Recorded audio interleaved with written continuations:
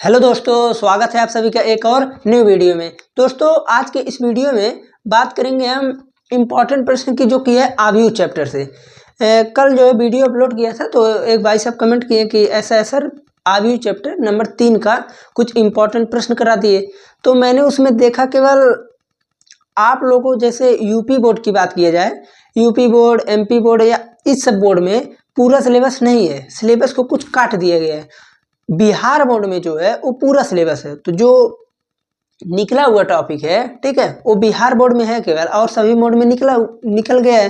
तो इसलिए जो है इसमें ज़्यादा प्रश्न ऐसे बनेंगे जो आप सभी को आते रहेंगे। केवल देखिए, प्रश्न कितने टॉपिक से बन सकते हैं मैं बता दे रहा हूँ। जैसे एक तो जब आप लोग आव्यूह का गुणधर्म, आव्यूह का प्रकार पढ़ेंगे, तो उसमें आप देखेंगे शून्य आव्यूह है, तत्समक आव्यूह है, सदिश, अदिश, अदिश आव्यूह है, सदिश नहीं है अभी आप लोगों में है, ठीक है। उसके बाद समान आव्यूह है, तो ये सवाल समान आव्यूह भी है। इसी प्रकार से गुणन पे बनेगा, अदिश का सदिश से गुणन, ठीक है। जब आप दोनों का गुणन देखेंगे, ठीक, तो गुणन में मिलेगा। अब उसके बाद एक और बनता है सम्मित तथा विषम सम्मित, ठीक है, सम्मित। उसके बाद उसमें जो है आपको योगफल के रूप में व्यक्त करने के लिए कहेगा। तो बस यही 3-4 टॉपिक है। तो मैंने इसमें बनाया है आप लोगों के लिए लगभग 8-10 क्वेश्चन, ठीक है, 8-10 क्वेश्चन है इसमें बना दिए हैं। तो इसी को बस आप लोगों को बताना है, तो हम बताएंगे। तो एक एक लेक्चर में आप लोगों को लगभग 6-7-8 लेक्चर में इसको कवर अप करेंगे, ठीक है। तो आइए देखते हैं इम्पॉर्टेंट प्रश्न। ये सब जितने प्रश्न हैं, इधर जो कराएंगे 3-4 प्रश्न, वो 2-2 नंबर में आने की संभावना है। ये प्रश्न आएगा भी तो 2 नंबर से ज़्यादा में नहीं आएगा। 8 नंबर जो बड़े नंबर में प्रश्न है, वो सारणिक से ज़्यादा बनते हैं, वैल्यू निकालने वाला, ठीक है, वो हर साल आता ही आता है। तो उसमें अभी नहीं चलेंगे, अभी पहले आव्यूह खत्म करते हैं, उसके बाद अन्य कोई इंपॉर्टेंट प्रश्न आएगा तो उसको भी बता देंगे, ठीक। चलिए इसे देखते हैं कैसे करते हैं। चूंकि आप सभी को पता होगा, आप लोग तो पढ़ ही चुके होंगे, क्योंकि सबसे आसान चैप्टर यही है, आव्यूह ही।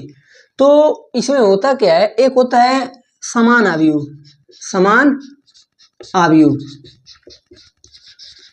समान आव्यूह। समान आव्यूह में सिंपली होता क्या है, जैसे मान लीजिए कोई भी मैट्रिक्स ले लें, ठीक है, कोई भी मैट्रिक्स यानी आव्यूह ले लें। तो अब ये बताइए, मान लीजिए हम 2/2 का अगर बना दें, यहाँ पर हम लिख दें x y z a, और यहाँ पर लिख दें 2 3 4 5। तो समान आव्यूह सिंपली ये कहता है कि जो यहाँ का है a11, यहाँ का जो a11 है, ये दोनों बराबर होगा, ठीक है। और यहाँ का जो होगा, अब इसे देखिए, a11 a12 a12 a21 a22 a21 a22।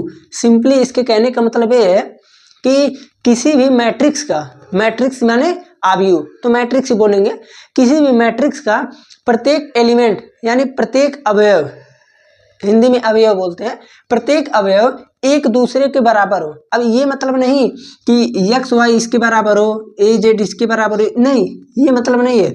दोनों मैट्रिक्स के कॉरेस्पॉन्डिंग एलिमेंट, संगत अवयव क्या होनी चाहिए, बराबर होनी चाहिए। तो यही बोलता है समान आव्यूह।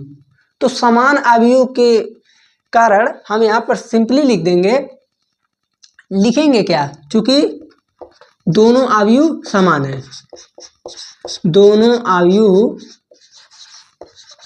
समान है, ठीक है। जब दोनों आव्यूह समान है तो आप सिंपली लिख देंगे a minus b equal to -1, 2a minus b equal to 0। और अब देखिए 2 और बना लीजिए, 2a plus c equal to 5। Corresponding element बराबर होंगे ना, तो संगत जब बराबर होंगे तो अब उसी प्रकार से मैंने कर दिया, 3c plus d equal to 13। अब यहाँ से आप डायरेक्टली क्या कर सकते हैं, देखिए दोनों चिन्ह समान है, विलोपन लगाइए, माइनस प्लस माइनस, यहाँ से बचेगा -a इक्वल टू -1। a बराबर आप कहेंगे 1, a का मान आ गया 1। अब a का मान 1 आया तो इसी में रख दीजिए। तो जैसे ही रखेंगे a minus b equal to -1, a बराबर कितना है 1, minus b equal to -1, minus b equal to -2, b बराबर 2, b की वैल्यू 2 आ गया। अब उसके बाद आप एक एक रख के निकाल लीजिए, अब सॉल्व नहीं करना है। 2a plus c equal to 5, 2a plus c equal to 5, तो a की वैल्यू 1, तो हो जाएगा 2 गुना 1 प्लस सी इक्वल टू 5, सी बराबर 5 माइनस 2 इक्वल टू 3। ठीक है, अब हमें डी की वैल्यू चाहिए, तो यहाँ से आइए 3c plus d equal to 13। अब उसके बाद डी की वैल्यू नहीं पता है ना, डी की तो फाइंड करना है, सी की पता है, कोई बात नहीं, सी की रखिए। सी का है 3, तो 3 into 3 plus d equal to 13। D का मान आ जाएगा 13 माइनस 9, यहाँ से आ जाएगा 4। तो अब क्या हुआ देखिए, ए का मान 1, बी का मान 2, सी का मान 3, डी का मान 4। ठीक है, तो इस प्रकार से आप किसी भी अवयव का अगर समान अवयव है तो आप वहां से कॉरेस्पॉन्डिंग एलिमेंट को इक्वल करके आप किसी भी प्रकार से कोई वैल्यू पूछे, x y z p q r कुछ भी पूछे तो आप लोग उसे निकाल सकते हैं। ठीक है, ऐसे ही प्रश्न बनता है। तो मैंने कई प्रश्नों को देखा तो हमें लगा कि ये प्रश्न लेना चाहिए, तो अब आपको कई प्रश्न मिल जाएंगे। ठीक है, कई प्रश्न मिलेंगे जिसमें आपको पी क्यू एक्स वाई यही सब पूछेगा, तो कंफ्यूजन नहीं होने का, करस्पॉन्डिंग एलिमेंट इक्वल करेंगे। कहीं कहीं कुछ इस प्रकार से पूछ लेगा, ध्यान दीजिए।